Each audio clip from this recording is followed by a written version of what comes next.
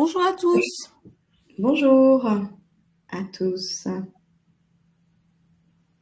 Alors, je vois 46 participants. Normalement, on doit être un peu plus, donc on va attendre quelques minutes, une minute peut-être avant de démarrer. Bonjour, n'hésitez pas à nous indiquer dans le chat dans quelle région vous êtes. Et puis, si vous êtes, ça peut être intéressant de savoir pour nous si vous êtes un membre de CSE ou la place que vous avez un petit peu autour des CSE et en quoi ce webinaire vous intéresse. Ou si vous êtes plutôt RH. Alors, on a du RH. Alors, on fait le tour de la France. On a la Sarthe, Paris, Roanne, assistante RH. Et puis peut-être de nous mettre aussi si vous avez déjà expérimenté le CEP pour certains d'entre vous. Beaucoup de RH. Ouais. Plus de RH que de CSE. C'est intéressant parce qu'on pourra du coup effectivement faire l'articulation entre les deux, CSE et RH, quoi. Mise en place du CSE pour 2024. Donc, c'est un projet. Ok. Alors, on a Rosine qui nous dit Nouvelle-Aquitaine est fortement intéressée pour devenir CEP. Je suis coach professionnel. Ok. Bienvenue. Alors, a priori, on n'a pas trop de membres de CSE. Non. Une infirmière en santé au travail. Voilà. Yann. Yann est membre d'un CSE. Délégué CSE à Nantes.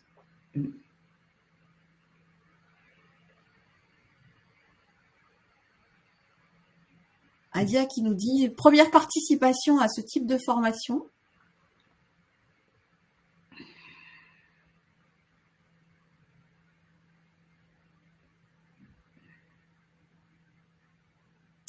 Donc des collègues qui sont Justine qui est connectée avec son collègue qui est également membre d'un CSE. Super. On va peut-être démarrer parce que... Très bien. On va démarrer. L'assistante RH. Donc juste en introduction, dire que vous avez la possibilité sur l'outil que nous utilisons de poser des questions. Il y a un onglet questions. Donc là, c'est vraiment plutôt dans cet espace qu'on pose des questions. Et l'onglet chat, où là, c'est vraiment plus de vous permettre d'échanger aussi entre vous, faire des commentaires, etc. Mais si vous avez une question précise, il vaut mieux passer dans le module questions. Parce que nous, du coup, ça apparaît directement sur notre écran. Vous pouvez aussi voter pour les questions qui vous intéressent le plus et les faire remonter en cliquant dessus. Voilà. Ça, c'était pour l'introduction préalable. Et donc, on est dans le cadre des semaines de l'évolution professionnelle. Donc, un événement qui a été créé par les opérateurs qui interviennent sur le conseil en évolution professionnelle au niveau de chaque région et également l'APEC. C'est un partenariat entre l'APEC à destination des publics cadres et le réseau des opérateurs qui, je dirais, mettent en œuvre le conseil en évolution professionnelle au niveau de chaque région à destination des salariés du privé et travailleurs indépendants. Donc, le réseau EVA, le groupement Évolution, donc Sylvie et moi faisons partie du groupement Évolution qui est plutôt basé du nord jusqu'au sud Vendée et donc tout le quart nord-ouest de la France. La BGE, Antea-RH et Axis sur d'autres régions du territoire. Et donc, nous mettons en œuvre plus d'une centaine de webinaires à destination à la fois des salariés et des entreprises et des partenaires autour de toutes les questions concernant l'évolution professionnelle. Donc, c'est un événement qui est 100% digital, qui est gratuit et accessible à tous. Et qui est récurrent, donc qui dure 15 jours et qui est programmé. C'est notre 3e édition cette année. Voilà. Peut-être certains d'entre vous ont déjà bénéficié, ont déjà vu des webinaires, ont pu bénéficier de webinaires sur la semaine passée. Voilà, nous sommes dans la 2e semaine. On entame juste la deuxième semaine.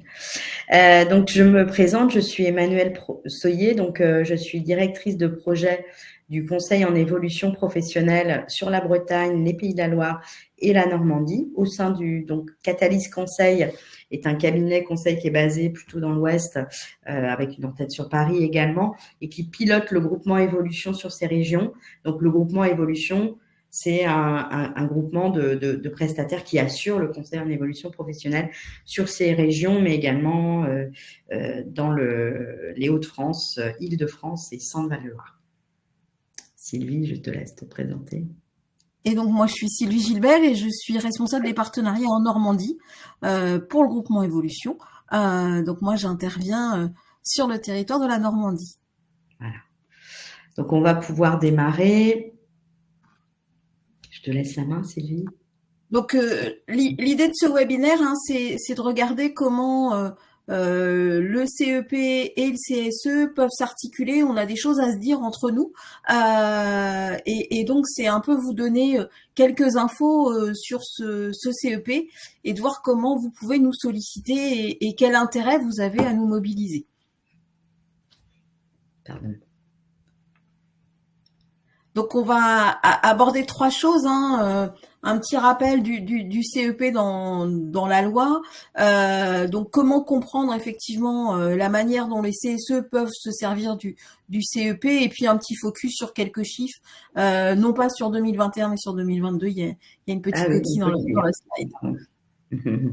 Je vais démarrer effectivement le CEP, donc le Conseil en évolution professionnelle, est inscrit depuis la loi de 2014 relative à la formation professionnelle, donc qui a défini à ce moment-là les contours du Conseil en évolution professionnelle, l'entretien professionnel et la création de mon compte formation, enfin du compte personnel de formation. Et en 2018, la nouvelle réforme de la formation professionnelle a, je dirais, encore plus ancré le CEP au sein de la loi Avenir professionnel. Si je veux résumer, alors je vais pas forcément, enfin je peux lire le texte de loi, on peut partir de là. L'opérateur du conseil en évolution professionnelle accompagne la personne dans la formalisation et la mise en œuvre de ses projets professionnels, d'évolution professionnelle, en lien avec les besoins économiques et sociaux existants et prévisibles dans les territoires. Il facilite l'accès à la formation en identifiant les compétences de la personne, les qualifications et les formations répondant aux besoins qu'elle exprime, ainsi que les financements disponibles. Donc, je dirais que l'ambition de la loi, c'est de pouvoir permettre à chacun d'être acteur de son parcours professionnel dans un contexte qui est en constante évolution, où on voit bien les mutations économiques, les impacts sur les métiers, sur les compétences. Et donc, le principe de la loi qui inscrit le CEP effectivement dans la loi, c'est d'offrir un espace de conseil et d'accompagnement aux salariés dans ce contexte de mutation, pour permettre à chacun de pouvoir être agile dans un contexte en évolution constante. Et on sait comme ça c'est en accroissement et que ça s'accélère énormément en ce moment. Donc, l'employeur, dans le contexte de la loi, a l'obligation d'informer chaque salarié de la possibilité de recourir au CEP, notamment dans le cadre de l'entretien professionnel. Et donc, on intervient beaucoup au sein des groupements pour pouvoir rencontrer des entreprises, rencontrer des CSE, pour leur présenter le CEP. Et effectivement, c'est une obligation dans le cadre de l'entretien professionnel, et beaucoup d'entreprises ne sont pas forcément informées de cela. Et puis, c'est fortement recommandé aussi dans l'articulation, dans tous les échanges que l'on peut avoir avec les salariés dans le cadre de leur mission, des actes managériaux avec les managers, etc. Voilà. Peut-être de rappeler ce lien entre le CEP, l'entretien pro et le CPF.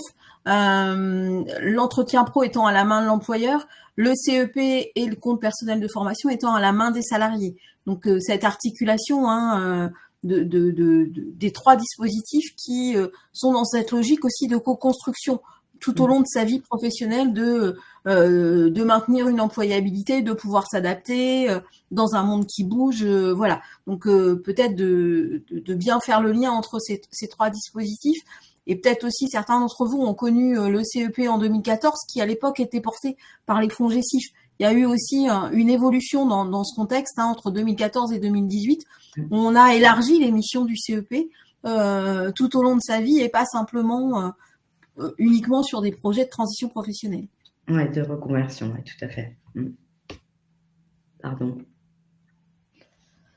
Alors aujourd'hui, effectivement, comme l'a dit Emmanuel, le CEP s'adresse à tous les salariés du secteur privé et des indépendants. Et l'idée, c'est vraiment d'accompagner la stratégie sur l'évolution professionnelle et la sécurisation du parcours.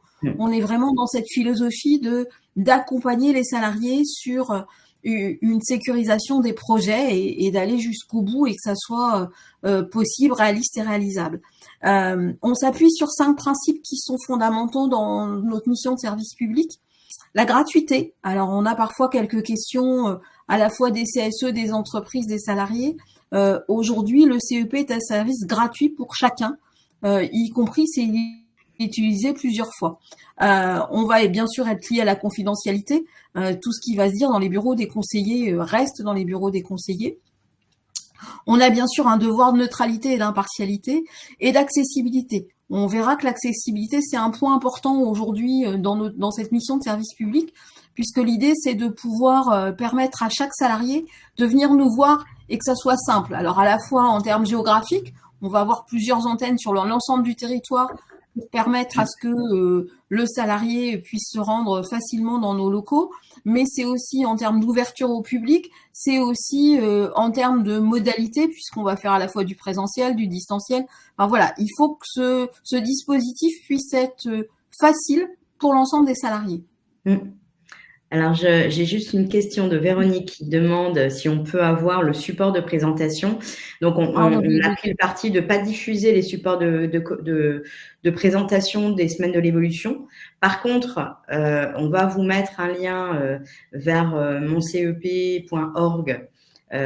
Effectivement, c'est le site où vous allez pouvoir voir quel est l'opérateur qui intervient sur votre région. Et dans chaque région, il y a un interlocuteur, donc comme Sylvie par exemple ici présente, qui est je dirais l'interlocuteur des entreprises et il peut faire des présentations spécifiques et régionalisées où vous aurez la cartographie des implantations sur votre région, etc. Donc je vous invite plutôt à prendre contact avec l'opérateur du CEP local en fait, correspondant à votre région pour pouvoir vraiment créer des liens et on vous expliquera aussi comment on peut faire de l'information dans votre entreprise. Voilà. Juste préciser que par rapport à ce que tu as dit, on a le groupement Évolution et l'ensemble des opérateurs du CEP accompagnent les salariés du privé et des travailleurs indépendants. Donc le groupement Évolution, Réseau EVA principalement, mais que le CEP est une mission de service public qui est accessible pour tous les actifs, quel que soit leur statut, du début de leur carrière, et même les alternants peuvent bénéficier du CEP dès qu'ils signent un contrat de travail et jusqu'à la retraite. Et donc, l'idée, c'est qu'auparavant, vous vous rappelez, le DIF était notamment… Enfin, le DIF, je parle du DIF, non, je ne devrais pas parler du DIF. Je dirais qu'auparavant, en fait, effectivement, il n'y avait pas d'accompagnement pour l'ensemble des personnes, quel que soit leur statut. Là, aujourd'hui, on est vraiment sur le CEP, l'idée de pouvoir être accompagné tout au long de sa carrière. Et à certains moments, je peux avoir un statut salarié, à un autre moment, je peux être indépendant, à un autre moment, je peux être demandeur d'emploi et je peux bénéficier du CEP. Donc, l'APEC assure l'accompagnement des cadres à la fois ayant un statut de demandeur d'emploi et de salarié. Pôle emploi accompagne les demandeurs d'emploi. Les missions locales accompagnent les jeunes de moins de 26 ans et Cap Emploi accompagne les personnes. Alors, on a mis en situation de handicap, mais ce n'est pas tout à fait juste. C'est-à-dire que les deux accompagnent les salariés dont la problématique de santé doit être prise en compte dans leur projet. Parce que nous-mêmes, donc tous ces prestataires régionaux là, on peut accompagner une personne qui est reconnue travailleur handicapé, mais qui n'a pas de problématique de santé, je dirais spécifique à prendre en compte dans son projet, parce que son handicap est stable et que voilà, il n'a pas d'impact sur son projet. Donc voilà, pour repréciser la spécificité. Alors peut-être de repréciser, hein, Emmanuel, puisque ça a été dit sur le chat. Effectivement, on ne vous laissera pas le support. En revanche, vous pourrez revisionner ce webinaire en replay après les semaines de l'évolution professionnelle. Hein. L'ensemble des webinaires sera disponible en replay. Tout à fait. L'objectif du CEP, comme on l'a dit tout à l'heure, hein, il est très large. À la fois, on va travailler sur l'évolution professionnelle, puisque on va pouvoir aborder pour certains cette question de j'ai envie d'évoluer dans mon entreprise, dans mon métier, dans mon secteur. J'ai fait le tour de mon poste. On va à la fois travailler sur le développement des compétences. Et là, je pense au CSE sur le plan de développement des compétences dans lequel vous avez aussi une responsabilité. On va travailler sur la reconversion, la transition professionnelle. Alors, on a parfois des salariés qui viennent nous voir avec j'ai envie de changer complètement de métier à 100%. On va travailler aussi sur la reprise ou la création d'activités, puisque aujourd'hui, on a des salariés qui souhaitent monter leur activité, soit à temps plein, soit en conservant une activité de salarié. On va aussi être amené à travailler sur la certification professionnelle. Donc, on va parler de VAE, de comment je peux faire valider mon parcours professionnel. Et puis, on va travailler aussi sur la mobilité interne, externe. Donc, on va aussi être amené à parfois préparer les entretiens professionnels. On a parlé tout à l'heure du dispositif Entretien Pro. On sait très bien qu'aujourd'hui, le salarié peut aussi avoir besoin d'un accompagnement pour préparer cet entretien et de se dire qu'est-ce que j'ai envie de faire demain, après-demain dans mon entreprise, ou pas d'ailleurs. Donc voilà, ces 6 champs de questions qui sont à la fois très larges et pour lesquelles parfois on va passer finalement j'étais venue pour une création d'entreprise, mais finalement ça va pas être ça mon projet, je vais plutôt travailler une mobilité. Voilà, on va être amené à travailler sur tous ces champs-là. Et juste pour préciser, effectivement, on peut être aussi, c'est inclus dans tous les champs, amené à accompagner les personnes qui sont en questionnement, mais aussi parfois des personnes qui sont vraiment en mal-être sur leur poste de travail.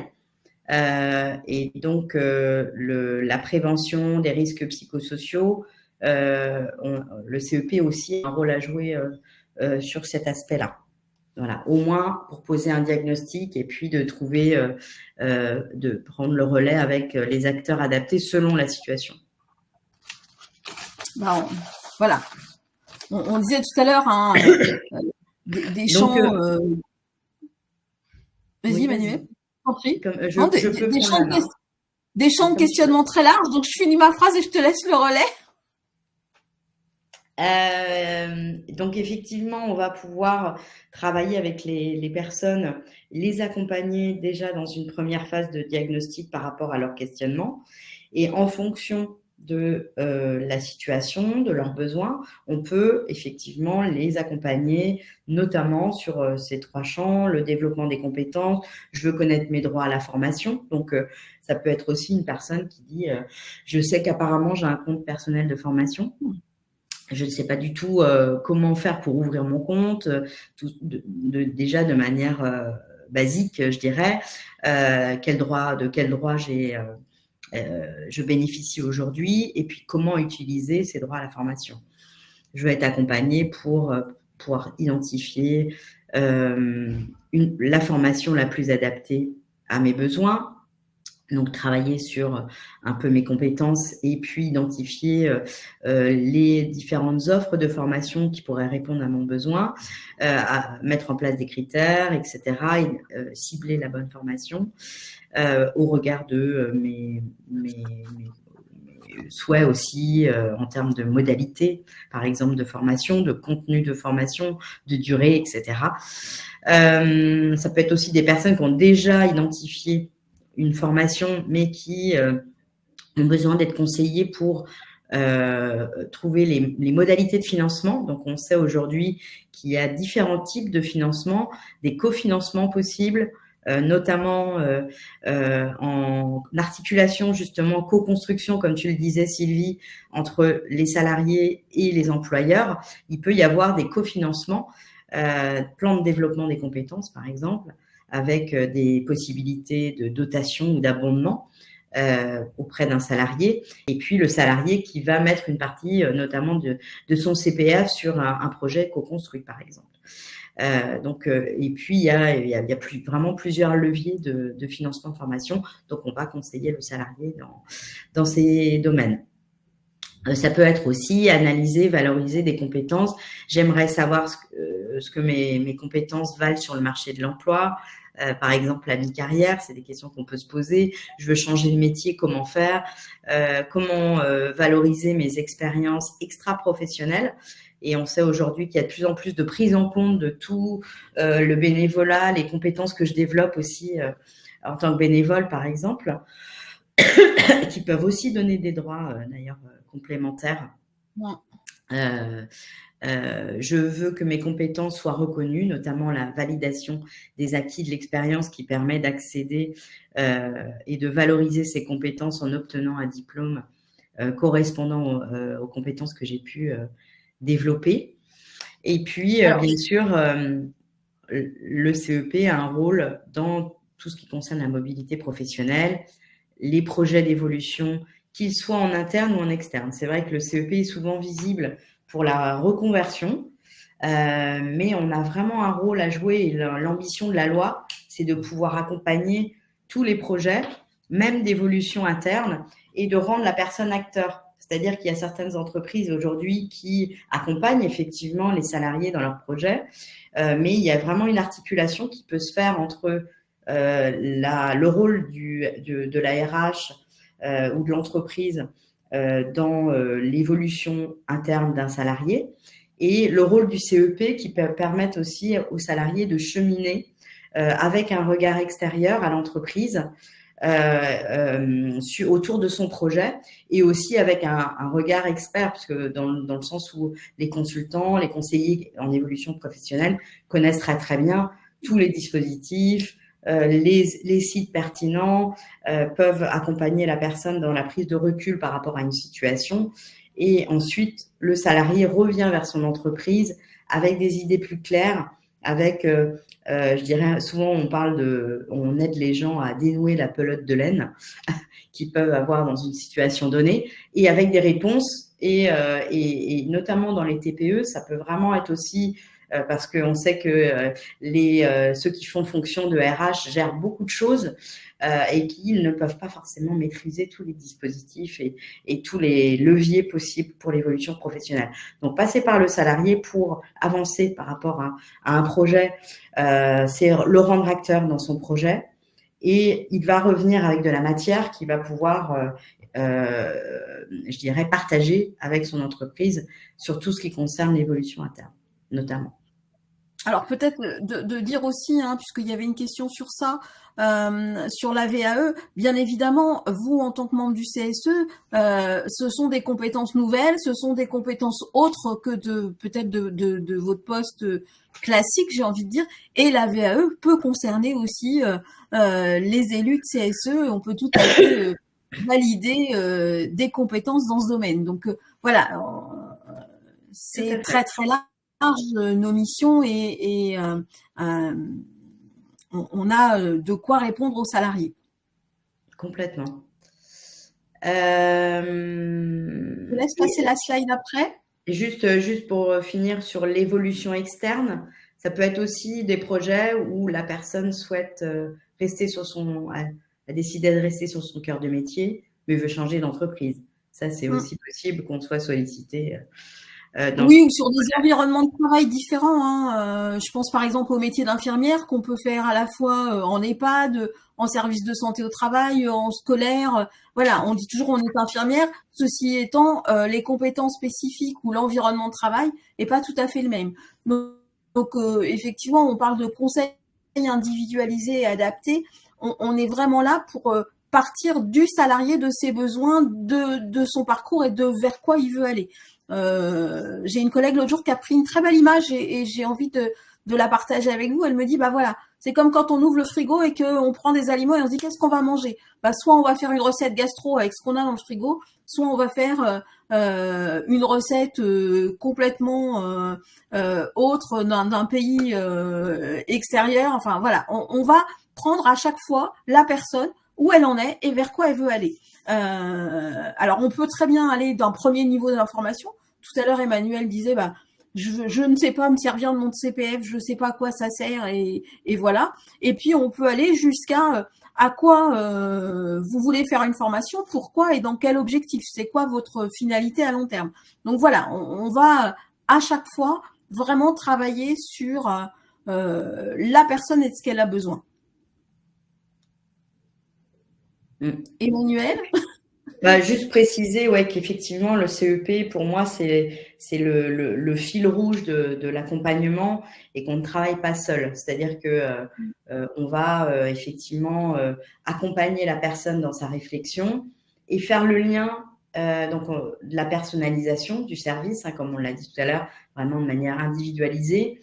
Et puis, on fait de l'intermédiation avec les autres acteurs, les organismes de formation, les financeurs, les accompagnateurs VAE, les centres de bilan de compétences, parce que parfois les personnes ont besoin vraiment d'avoir un accompagnement plus approfondi, plus long, et puis souhaitent s'engager dans cette démarche-là.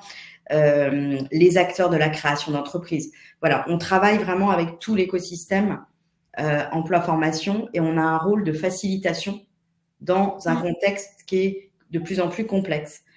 Donc, vraiment l'idée de pouvoir s'ajuster aux besoins de la personne à un moment T, de là où elle en est, et lui donner vraiment des clés de lecture, des ressources, la mettre en lien avec des personnes adaptées à un moment T. Et de manière vraiment personnalisée, et puis, je dirais, voilà, faciliter la mise en œuvre de son projet. Donc, on va être vraiment dans une démarche de diagnostic dans un premier temps, enfin d'état des lieux de la situation, et ensuite d'accompagnement personnalisé pour l'aider à mettre en œuvre son projet pas à pas. Il n'y aura jamais deux CEP identiques. C'est ça. On va vraiment à chaque fois. Alors évidemment, il y a des points communs, il y a des passerelles communes, mais chacun a son histoire et chacun va venir nous voir à son moment de son histoire. Donc c'est vraiment important qu'on puisse prendre en compte ces éléments. Et on va travailler, alors on parlait d'emploi des acteurs de la formation, mais on va aussi travailler avec les acteurs de la santé si besoin. Enfin, vraiment là pour faciliter les choses et que le projet avec cette philosophie d'une sécurisation de parcours. Donc on n'est pas non plus des magiciens, on va pas non plus faire des choses qui ne sont pas possibles, mais on est ancré sur le territoire et avec cette notion de sécurisation de parcours.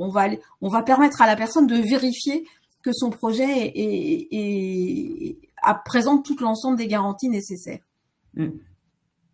Alors, on va passer au lien entre le CEP et le CSE. Donc, on a fait un petit tableau qui récapitule les liens on fait entre je dirais, les missions des CSE et ce en quoi le CEP peut contribuer à de l'éclairage autour de ce champ. Donc, le premier, par exemple, on va avoir les CSE vont être informés ou consultés dans les mesures de nature à affecter le volume ou la structure des effectifs. Si effectivement il y a à un moment donné des questionnements autour de l'évolution de l'entreprise en accroissement ou en, je dirais que ce soit en développement d'effectifs ou en réduction d'effectifs, le CEP peut effectivement avoir un rôle à jouer. Alors, on l'a mis en cas de risque sur l'emploi, c'est en anticipation, parce que effectivement, on peut être sollicité par des salariés qui voient qu'il y a des risques Ce d'évolution changement de qui risque poste. d'impacter mon métier, Mm. sur tout ou partie de mon métier d'ailleurs, hein, l'automatisation d'une partie des activités, réorganisation, suppression de certaines activités, mais je dirais même aussi en accroissement. Donc, quand on est en développement, il peut y avoir aussi des restructurations, des réorganisations qui impactent mon poste de travail ou qui impactent mes missions, où j'étais très polyvalent, je faisais beaucoup d'actions et puis maintenant je me retrouve à être mono activité et je m'y retrouve pas, par exemple. Donc, sur toutes ces questions-là, on peut effectivement être sollicité par un RH, par un CSE. Et souvent, en fait, Sylvie, tu peux sans doute l'illustrer, on va avoir un contact entreprise via un CSE qui nous sollicite, qui va nous mettre en relation avec la RH, ou l'inverse. On va être sollicité par la RH et on va intervenir dans une commission Ça, CSE. j'ai envie de dire, il n'y a pas d'ordre chronologique pour nous solliciter. Je pense aussi à parfois des entreprises qui sollicitent le FNE qui vont être en chômage partiel. Peut-être c'est l'occasion aussi d'évoquer ce CEP et de se dire profiter entre guillemets de cette période pour se qualifier. Enfin voilà, réfléchir à autre chose ou différemment et de solliciter des fonds aussi qui existent. Tout à l'heure, on parlait de l'articulation des cofinancements. Ça peut en être un. Donc, voilà, c'est tous ces temps où la structure des effectifs va être impactée ou pourrait être impactée et du coup de se questionner et d'avoir ce recours ou pouvoir exprimer en tous les cas, puisque le CEP, c'est aussi ça. C'est parfois un lieu d'écoute, un lieu de prise de recul. Et on sait que parfois ça peut impacter les collaborateurs en se disant bah voilà, on va peut-être commencer à réfléchir sur une hausse ou une baisse des effectifs et que ça peut impacter et mettre un certain malaise. Et ben là, de rencontrer un conseiller, pardon, pour exprimer son ressenti, ses craintes, etc. Et prendre ce recul nécessaire, ça peut être déjà une première marche. Un autre point qui nous semble lié entre CEP et CSE, c'est lorsque la durée du travail ou les conditions d'emploi sont impactées. Et c'est là aussi sur qu'on va construire ou qu'on peut construire le plan de développement des compétences. Donc comment je peux me dire que demain, j'ai plein de demandes de mes salariés ou j'ai pas de demandes parce qu'on a parfois des entreprises qui nous disent moi j'aimerais bien faire de la formation mais mes salariés sont pas forcément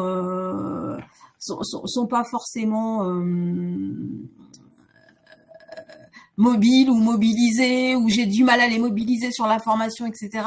Parfois, on a des salariés qui ont un vécu scolaire, je pense à des bas niveaux de qualification, qui sont parfois un peu terrorisés pour se dire je vais retourner en formation. Donc ça peut être aussi par le biais du CEP de rassurer, de rencontrer aussi des organismes de formation avec lesquels on travaille, etc. et qui permettent de se dire que finalement c'est peut-être possible. Donc voilà, c'est aussi de travailler cet aspect de comment je vais évoluer demain. Je pense par exemple dans le bâtiment où on a parfois des gens qui sont très très réfractaires à la formation. Aujourd'hui, le numérique, on y est tous confrontés. On a parfois des gens qui sont en fracture du numérique. Comment on fait? Comment on les accompagne? Qu'est-ce qu'on met en place? Donc voilà, toutes ces questions-là qui peuvent être des sujets de venir voir un CEP.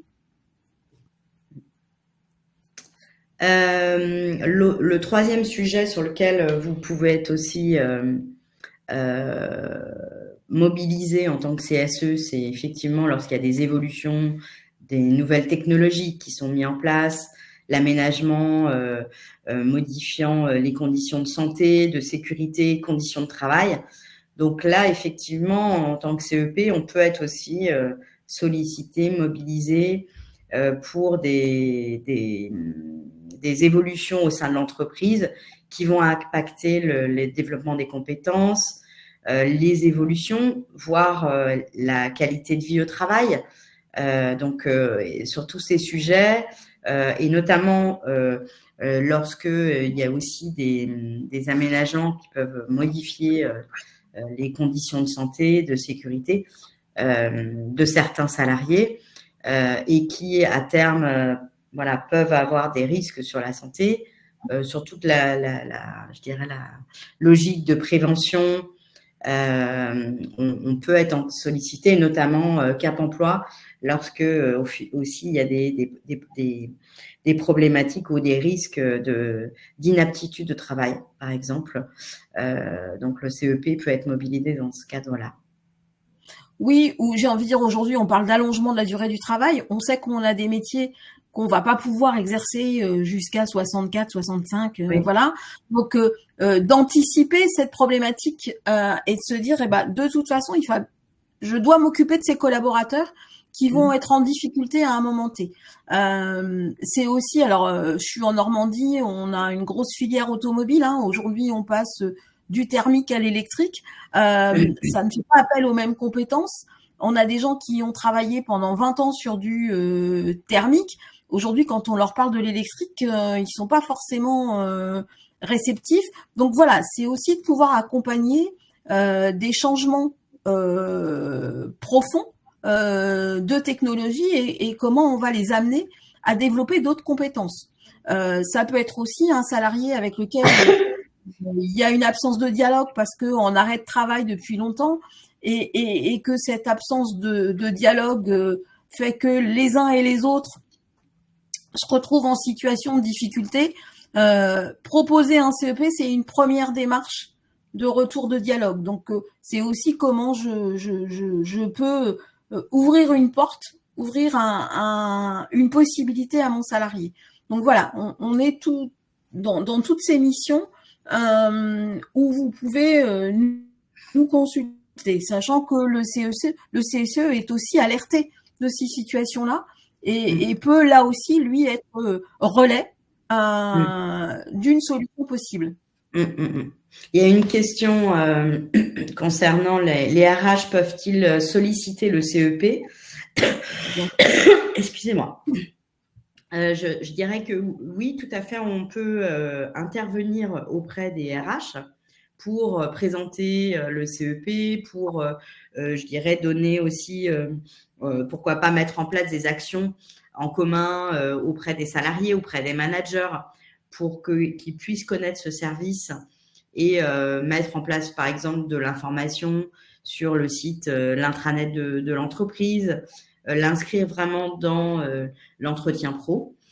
Et donc, comme je vous le disais, je vous invite à vraiment à prendre contact avec l'opérateur du CEP de votre région en regardant sur moncep-org, enfin mon-cep.org, excusez-moi, et vous trouverez l'opérateur qui est adapté à votre région. Et voilà, on peut mettre en place un certain nombre je dirais, de collaborations. Ça peut être aussi des collaborations qui sont plus, je dirais, qui peuvent aussi travailler sur l'attractivité de certains métiers, puisqu'on le fait avec des branches. Donc parfois, on fait aussi témoigner des entreprises sur la réalité de certains métiers pour les autres personnes qu'on accompagne. Donc, il y a les deux volets qui peuvent être intéressants. Et puis, pour donner un titre d'exemple, on intervient sur des semaines de la mobilité, on intervient sur des semaines de QVT, mais on peut aussi intervenir d'abord sur le CSE, à expliquer à l'ensemble des membres du CSE ce que c'est que le CEP et comment ça peut s'imprégner et s'articuler dans l'entreprise. Et puis, parfois, moi, je suis intervenue sur la commission emploi-formation du CSE pour expliquer et aussi travailler avec les RH comment on peut mettre en place ce CEPE. On fait dans certaines structures des missions, des permanences. Enfin, vraiment, n'hésitez pas à nous solliciter. Après, on va construire avec vous ce dont vous avez besoin. Et en même temps, ça permet à l'entreprise de répondre aussi à ses obligations légales, puisque je vous le rappelle, hein, sur la première slide, on a parlé d'obligation d'informer les collaborateurs. Donc voilà, on peut avoir un double objectif. Donc oui, on rappelait effectivement que l'entretien pro, il y avait obligation de parler du CEP et que pour nous, du point de vue RH, l'entretien pro, c'est vraiment un outil central pour piloter les compétences et les évolutions professionnelles. Et c'est un enjeu au cœur du management, hein, de pouvoir avoir ces temps d'échange, d'écoute et de dialogue autour de mes compétences et de la projection que je peux avoir au sein de l'entreprise. Et puis, c'est un rôle vraiment d'information sur l'ensemble des outils qui sont à la main du salarié pour l'accompagner, le CEP, CPF notamment. Et puis pour le collaborateur, c'est vraiment, ça peut permettre à un collaborateur de s'approprier, de se projeter aussi par rapport à l'évolution de l'entreprise, l'impact sur les compétences et de pouvoir prendre du recul par rapport à mes compétences, analyser ses compétences et se projeter à moyen long terme.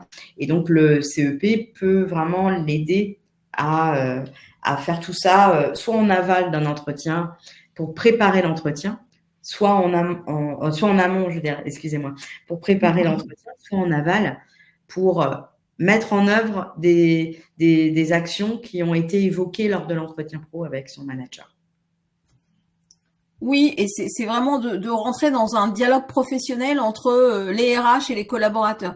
Ces entretiens professionnels, alors on sait, hein, on a plein d'entreprises qui sont en difficulté et pour lesquelles et des collaborateurs qui confondent entretien pro, entretien annuel, tout ça, ça se mélange un petit peu.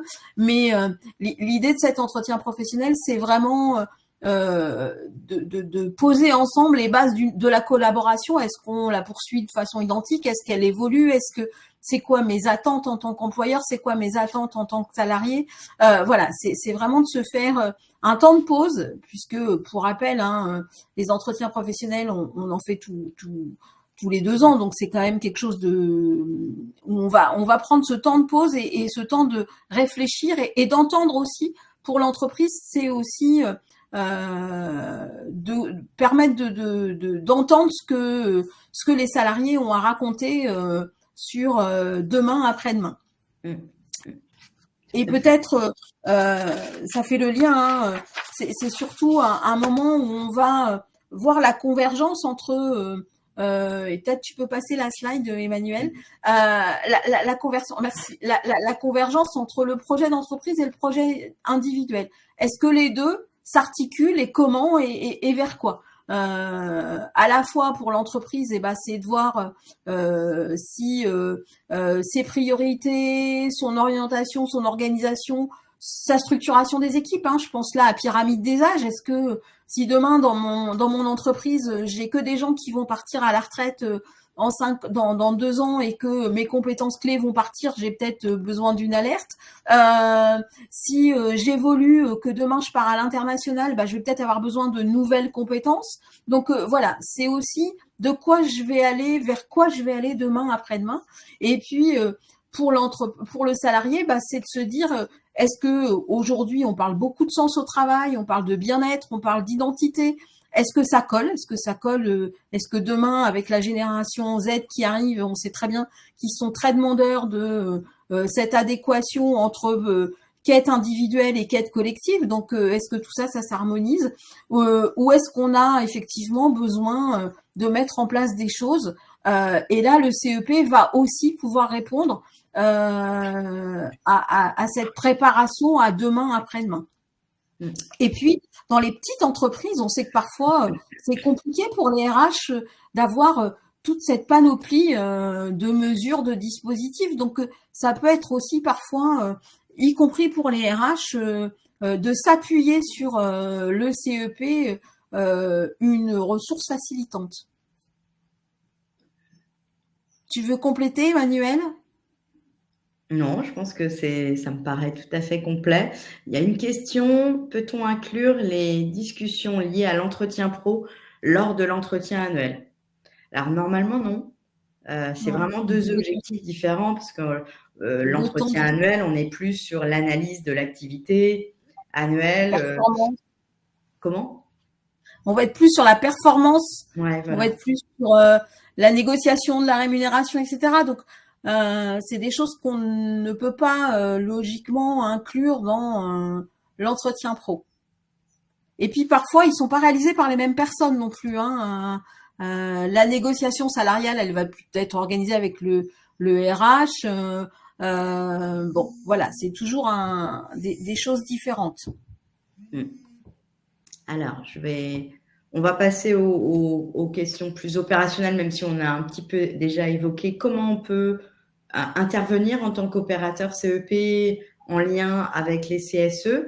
Donc, on peut être effectivement sollicité pour faire de l'information en entreprise auprès des membres du CSE, auprès de la commission santé, sécurité et conditions de travail, et puis bien sûr auprès des RH.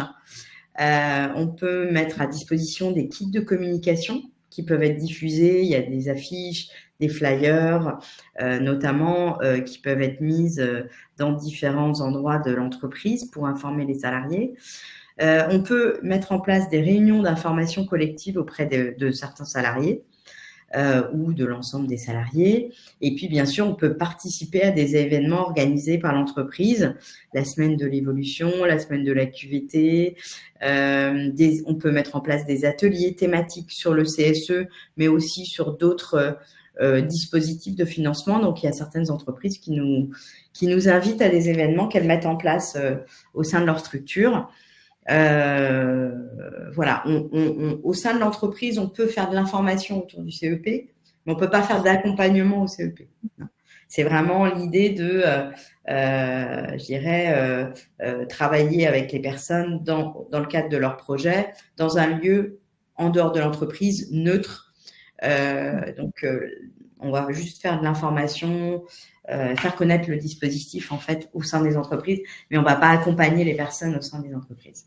Voilà. Si Peut-être ça, de rajouter que c'est gratuit à la fois pour les CSE, parce que parfois on nous pose la question. Notre démarche d'information, d'information collective, d'information, alors qu'on peut parfois refaire CSE, enfin on intervient parfois sur les 3 niveaux. C'est à la fois des dispositifs gratuits aussi pour vous, puisqu'on a parlé de gratuité pour les salariés, mais c'est aussi gratuit pour les entreprises et les CSE. tout à fait. Alors là, c'est juste pour vous préciser hein, le volume d'activité auprès des salariés du privé et travailleurs indépendants. On est bien sur ce cercle en dehors des cadres, puisque là, ce sont les opérateurs régionaux. Donc, on a un service qui progresse bien, puisque voilà, on a fait plus 37% entre 2020 et 2021, plus 11% entre 2021 et 2022. Et a priori, en tous les cas, sur de nombreuses régions, on est autour de 15 à 20% d'évolution entre 2022 et 2023. Et donc, les opérateurs viennent d'être notifiés pour les 4 années à venir et les objectifs de France Compétences qui pilotent les opérateurs CEP en région sont de développer le recours au CEP de 20% tous les ans. Donc, on a un enjeu de faire connaître vraiment ce service auprès des CSE, auprès des RH. Donc, n'hésitez pas à relayer l'existence du CEP comme un service public gratuit, accessible à tous tout au long de la vie, auprès de vos collaborateurs et de votre entourage. Voilà, c'est un service qui est amené à développer, où on a des taux de satisfaction qui sont très excellents, puisque on est autour de 90% de satisfaction auprès des bénéficiaires, et qui, je dirais, a besoin d'être davantage connu par l'ensemble des publics. Peut-être de rappeler aussi que quand on parle de salariés du secteur privé, c'est ouvert aux gens qui sont en CDD, en CDI, aux intérimaires, voilà, des publics auxquels on pense pas toujours, puisque on se dit qu'ils vont pouvoir aller après chez Pôle Emploi. Or, ces publics-là ont aussi des droits ouverts pendant leur mission, pendant leur, leur CDD et parfois on passe à côté de certaines informations. Donc, ça me semble important, vous, en tant que CSE, là aussi, que vous puissiez avoir cette information et la relayer. On a des entreprises qui ont parfois recours à beaucoup de CDD sur une période. Ça peut être intéressant aussi de les inviter, de leur donner cette information, de pouvoir bénéficier du CEP pendant leur mission de CDD. Tout à fait. Et les saisonniers, de la même manière, les intérimaires, pour toutes les personnes qui alternent des périodes de chômage et de travail, on a vraiment un rôle dans la sécurisation de leur parcours, le fait de rebondir après un CDD, et donc de sécuriser le parcours de la personne. Donc n'hésitez pas à aussi parler du CEP pour des personnes qui pourraient quitter l'entreprise à court, moyen terme. Donc, comme le disait Emmanuel, la notion d'accessibilité, c'est aussi une plateforme qui existe pour pouvoir prendre rendez-vous. Alors, à la fois pour les salariés et pour vous en tant qu'RH ou CSE, d'avoir ces contacts des responsables partenariaux qui pourront répondre à vos questions et puis construire avec vous ce dont vous avez besoin. Donc, n'hésitez pas à consulter cette plateforme. Vous avez les adresses mail, d'envoyer des mails, d'envoyer votre demande. Ça peut être aussi j'ai besoin d'affiches, j'ai besoin de flyers, de kits de communication. Tout passe par cette adresse en fait. Tout à fait. Eh bien, nous arrivons au terme de notre webinaire. Avez-vous d'autres questions?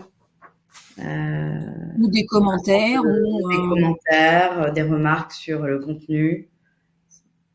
Est-ce que ça vous donne des idées? Est-ce que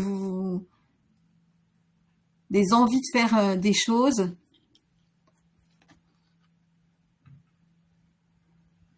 On a perdu tout le monde. Non, les personnes sont en train d'écrire. Oui. Alors, il y a une question. Quelle est la différence entre reconversion et transition professionnelle? La reconversion, ça peut être vraiment, c'est très très large, parce que il y a beaucoup de modalités de reconversion. Généralement, la reconversion, c'est vraiment le changement de métier tel qu'on le définit, c'est le changement de métier. La transition professionnelle, ça peut être un changement de métier, mais ça peut être aussi, je dirais, on devient manager sur mon cœur de métier. Ça peut être voilà, c'est des notions qui sont assez proches quand même, de toute façon. C'est pour ça qu'on les met ensemble dans la présentation. Mais reconversion et transition professionnelle, on les met ensemble. Oui. Apparemment, il n'y a pas d'autres questions. C'était intéressant, merci. Est-ce que pour les gens qui sont délégués CSE, est-ce que vous faites le lien? Est-ce que ça vous paraît plus clair? Est-ce que c'est des choses que vous aviez déjà imaginées?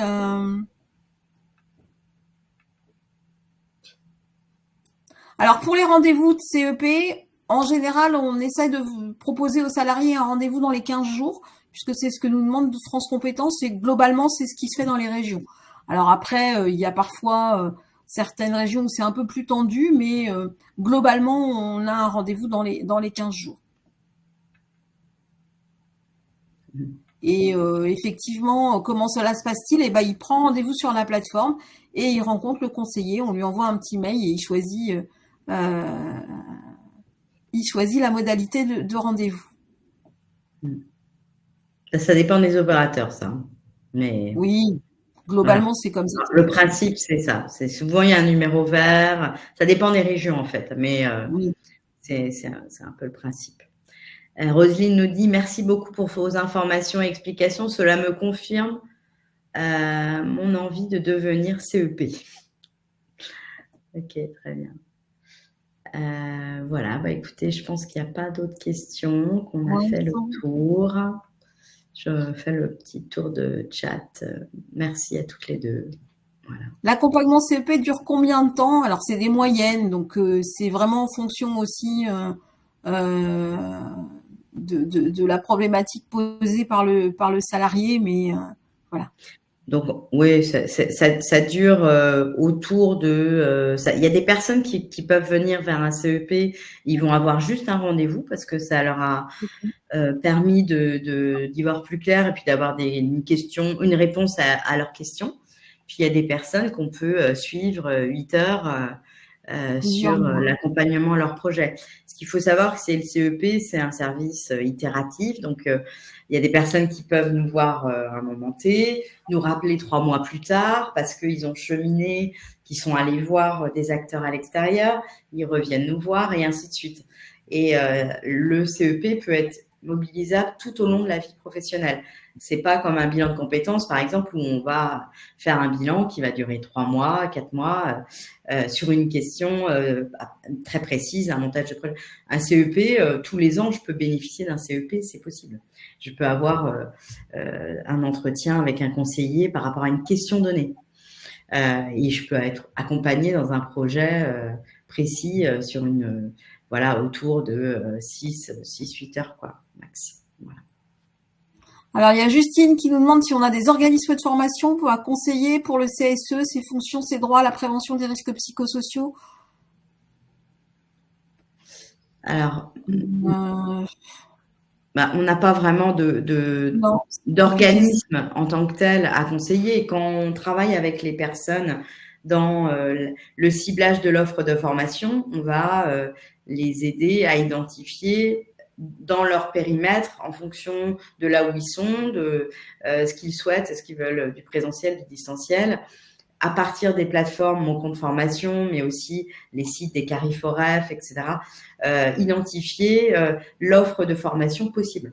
Mais là, comme ça, on ne peut pas vous dire, on ne peut pas faire un diagnostic comme ça, c'est pas possible. Voilà. Et puis, on n'a pas de liste d'organismes de formation partenaires. On travaille avec les bases de données qui existent, Mon Compte Formation, les Cariforef, etc. Je suis prête à commencer ma formation de suite. Alors, je ne vois pas. C'est la formation de CEP, je pense. Ah, ok. Voilà. N'hésitez pas à candidater.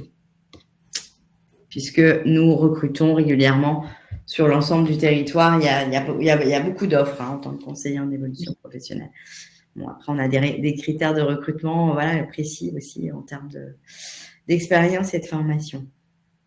Mais je pense qu'on va pouvoir du coup clôturer ce webinaire. Merci beaucoup. Merci à tous. Bonne journée à tous. Et à votre disposition. N'hésitez pas à revenir vers nous. Merci. Bonne journée.